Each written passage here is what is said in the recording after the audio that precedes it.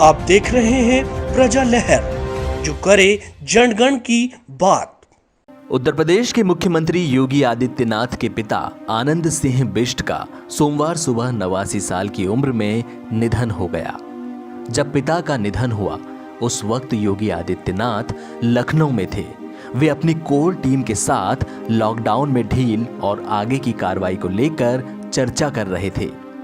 सूत्रों के मुताबिक इस मीटिंग के बीच उन्हें यह दुखद समाचार दिया गया।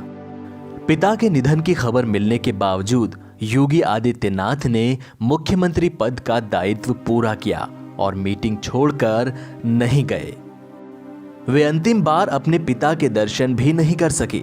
योगी आदित्यनाथ ने यह फैसला लिया है कि वे लॉकडाउन के नियमों का पालन करेंगे और अपने पिता के अंतिम संस्कार में शामिल नहीं होंगे। योगी ने अपने घर वालों से भी अपील की है कि लॉकडाउन का पालन करते हुए कम से कम लोग ही अंतिम संस्कार में शामिल हों। उन्होंने इस दुखद घड़ी में अपनी मां को एक भावुक पत्र भी लिखा है।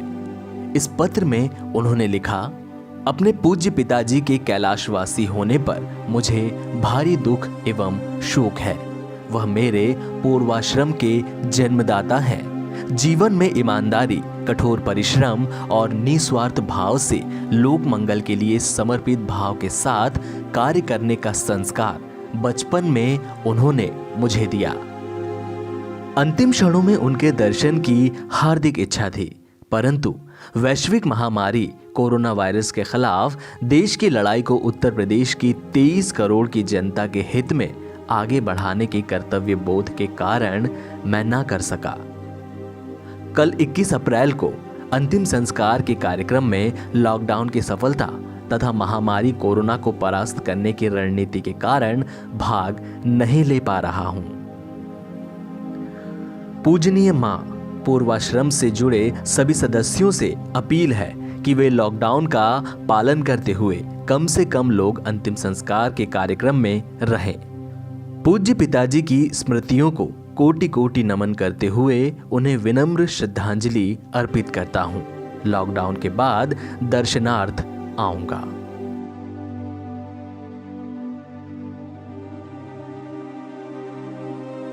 आपको बता दें कि योगी आदित्यनाथ के पिता आनंद सिंह बिष्ट ने सोमवार सुबह दिल्ली के एम्स में अंतिम सांस ली।